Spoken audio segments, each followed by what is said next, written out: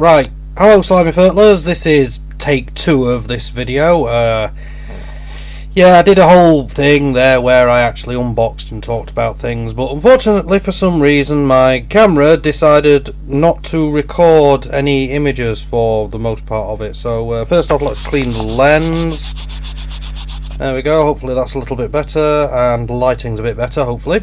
So yeah, what we got here? What we've got here is a Doctor Who Character Options Unit 1971, the Claws of Axos. This is actually, the date is referring to when the Claws of Axos was actually filmed and aired, not the date which the story is supposed to be set, because as we all know, the unit stories of, you know, the second Doctor, the third Doctor and the fourth Doctor, there's a little bit of, you know, argument over when they're supposed to be set. Some cases, you know, some cases it'd be argued it's the 80s, some cases it's the 70s.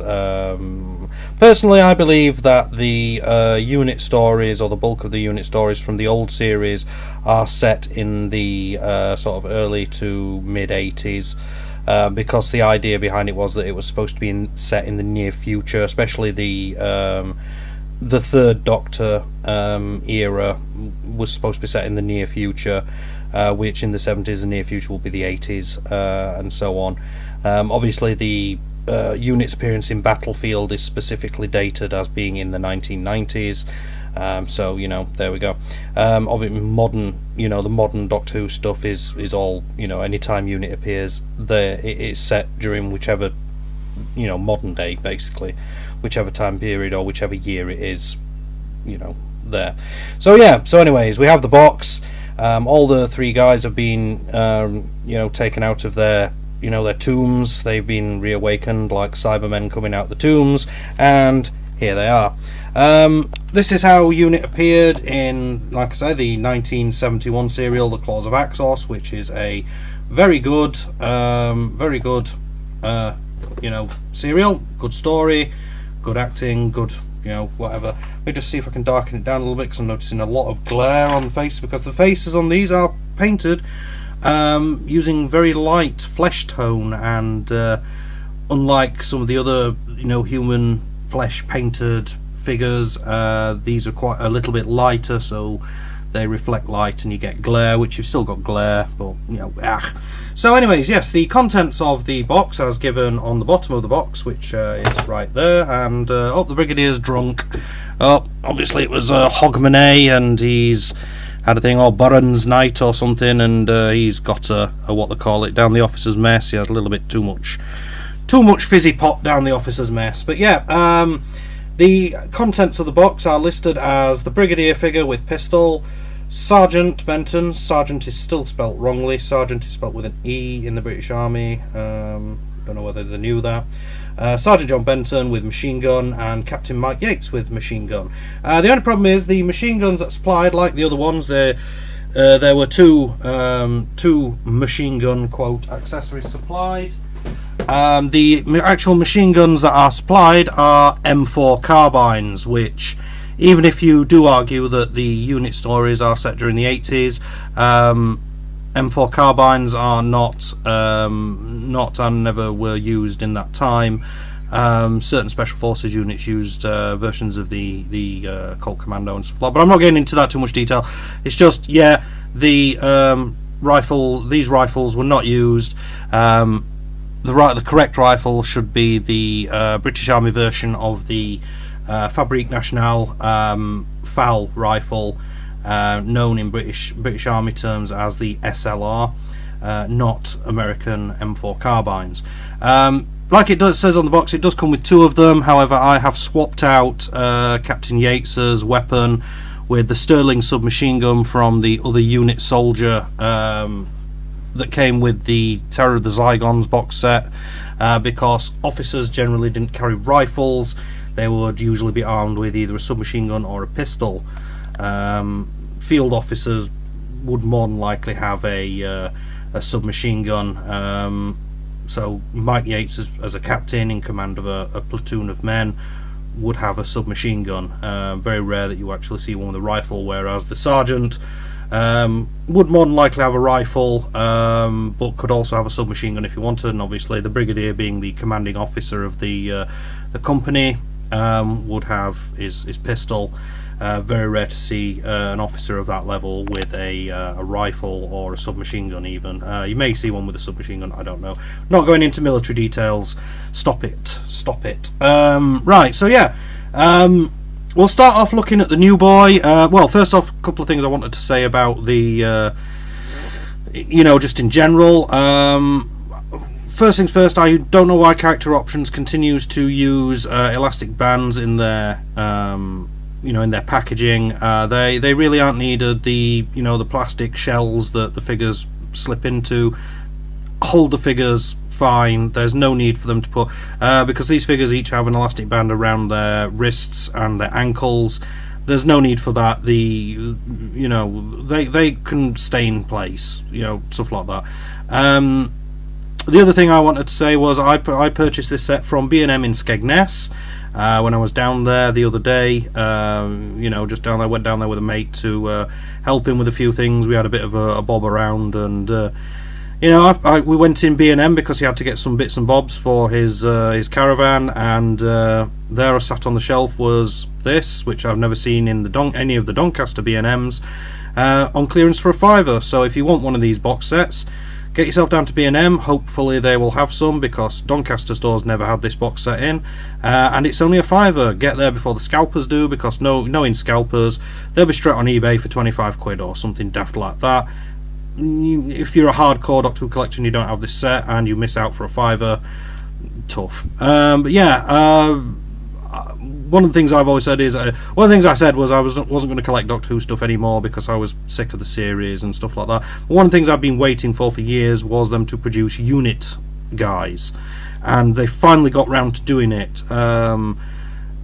It's nice. I mean, we had the Terror of the Zygons set with Benton, good old Sergeant Benton. Here he is from the Terror of the Zygons set, which is set later, so the uniforms are painted slightly differently. I'll get onto that in a bit. And then we have Unit Soldier, who is holding the other rifle because he's just a unit soldier, probably a private. He would be armed with a rifle. He would not be, holding a submachine gun like what the box wanted you to think. But yeah. By the way, privates in Special Force units might hold a submachine gun. He's just a standard board, and from the series you can see that basically Unit was equipped more or less identical to a British Army rifle company at the time. With no military details, fuck it. So yeah, let's have a look at New Boy. Here we are, New Boy. Captain Mike Yates, played by Richard Franklin, featured quite heavily in early third Doctor era stories. But later, I think it was 1973 story, Invasion of the Dinosaurs, the character was bowed out because, as it turned out, Mike Yates was a traitor. He was basically an environmental activist who, while having his beliefs wanting to save the earth from pollution and stuff like that were admirable. He decided to turn traitor on the unit and everybody else by letting the people at the weird time travel experiment that was pulling dinosaurs into modern day London. He decided to let them know what unit was up to and everything like that, so that they could avoid detection and get away with the scheme that they were planning to turn time backwards, so that the people they decided to save could start over again. He was given a discharge from unit and the military in general, and was never seen again, except in outside media. There are he appears in a few books. One of the books, or a couple of books actually, deal with the kind of subplot that Mike Yates was actually gay, and that being a kind of a bit of a frowned upon thing in the army, even today, when they don't particularly like the gays in the military. I personally see no problem with that, because if someone wants to sign up to get shot at or get blown up or whatever, that's fine. If that's what they want to do, then it's their own life, and that, as long as they're as long as they sign the paperwork, they should be allowed to do what they want. and we'll leave it at that. But yeah, the what I've done is I've swapped out like I say, I swapped out the M4 carbine for a Sterling machine gun from the other the other unit soldier guy, because that's what a captain would carry. As a captain, he's in charge of a platoon of men, and yeah. But the actual figure itself, the detailing on the face, sort of, yeah, it does look like Richard Franklin. I think it's Richard Franklin anyway. It does look like Richard Franklin from the time period, you know, the early 70s. So yeah, but it's also got that kind of like it does but it doesn't kind of quality. But the paint apps are very nice. You can clearly see the eyes and everything like that, and the face details, you know, it's got moulded in, very nice. The uniform, which is the uniform of the time, is NATO green.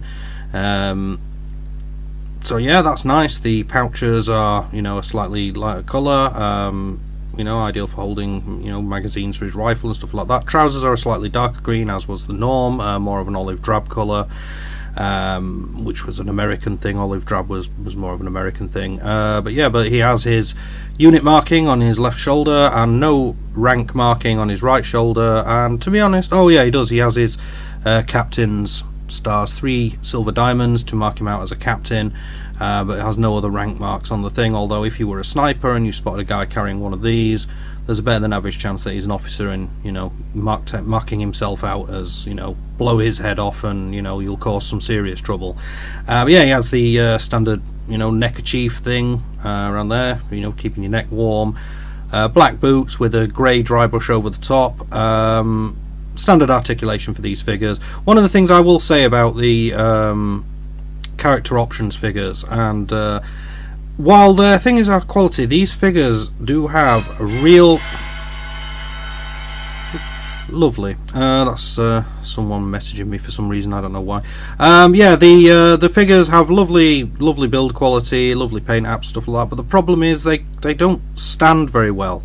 As you can see there, I've spread his feet.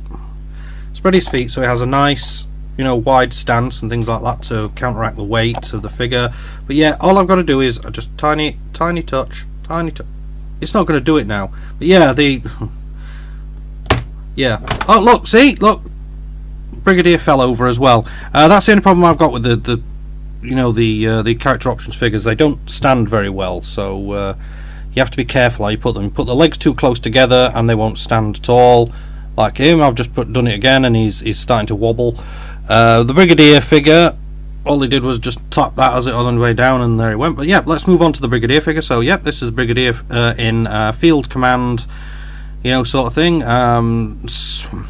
One of the things of the British Army, one of the British Army traditions is that, well, it's in most army traditions, is that officers of the level of the Brigadier would not go into the field, because they would be back at the command post and you know, commanding, because that's their job. They're to command.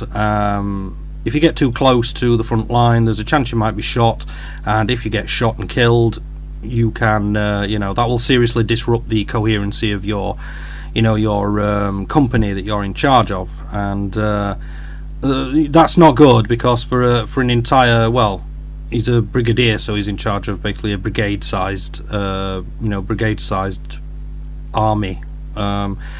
So yeah, the Brigadier, yeah, showing him in the series being out in the field right at the front of the action is not really what they call it, not really true to life. But yeah, never mind, it's a fantasy TV series. What are you going to do? But yeah, he's in his kind of British Army jumper with the nice Brigadier, very nicely detailed Brigadier shoulder straps, well, shoulder boards. You know, showing the 3 stars and a crown to mark him out as Brigadier. He's got his belt on over his shirt, which is the correct way to wear it, with his pistol holster on his left hip, so that you would reach over your right hand, draw your pistol with your right hand from your left hip. That was the correct way to wear it. Trousers are in the olive drab colour. The only thing I'm going to say about these is that The paint app on them seems to be not very good. It's very streaky, and there's dark spots and stuff like that on it. It's supposed to be a uniform colour, that's why they call it a uniform. But yeah, the face detailing is more or less identical. Well, I say more or less identical. Here's a comparison. This is the older Brigadier figure I have from the Demons box set.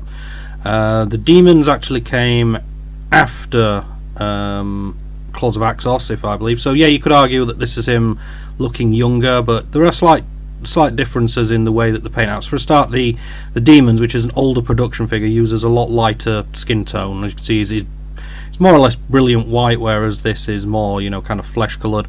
The eyebrows on this one are on the Demons one is more prominent, which is what oh God, I've forgotten his name. But the guy who played the Brigadier, he had very prominent dark eyebrows, whereas this one is very thin eyebrows. The paint apps on the eyes are a lot better because he actually has blue eyes, whereas on the Demons one it's just a black, you know, a black line and a dot for his, you know, his pupils kind of thing. Mustache is identical, but the facial details are have actually got better as the production's gone on. Like I said, this one, Demons box set, was, I think it was about 5-6 years ago that was released. This one is for this year, and the facial details I've got better. He's you know, he looks a lot better. Well, his facial details are a lot better, but they're both still recognisable as the old Brig, so you know, there we go. And he suffers from the same character options I can't stand very well thing, so spread his feet, put them in thing. And then finally we've just got John Benton. This figure is basically well, this figure is more or less identical to the figure in the Terror of the Zygon set. Same face, same expression, same facial details, same coat, same trousers, but it's just in a different colour. This one is again in NATO green with olive drab trousers, and he still has his sergeant's mark on his right arm and his sergeant's badge and unit badge on the left arm. Like, yeah, it is the same figure. So got the same pouches, same everything. It's just that the jacket is not camo. It's just general field service, so it's in NATO green with olive drab trousers.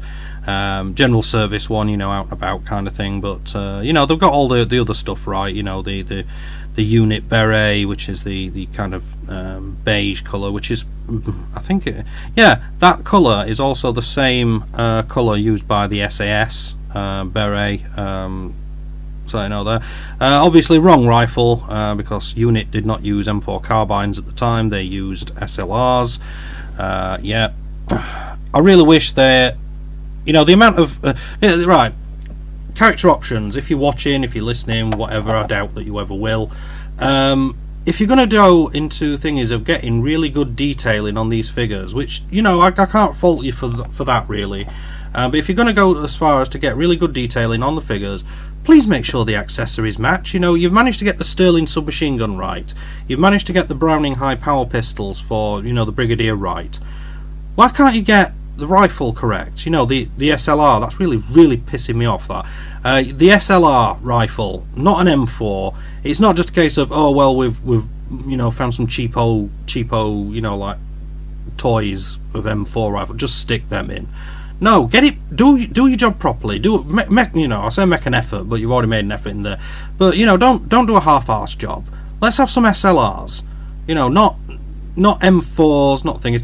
And you know, that'd be great. And if they ever do the kind of 90s unit, a box set of the 90s unit guys, you know, Winifred Bambera, Brigadier Winifred Bambera, she needs to have a Steyr AUG, you know, a Steyr AUG.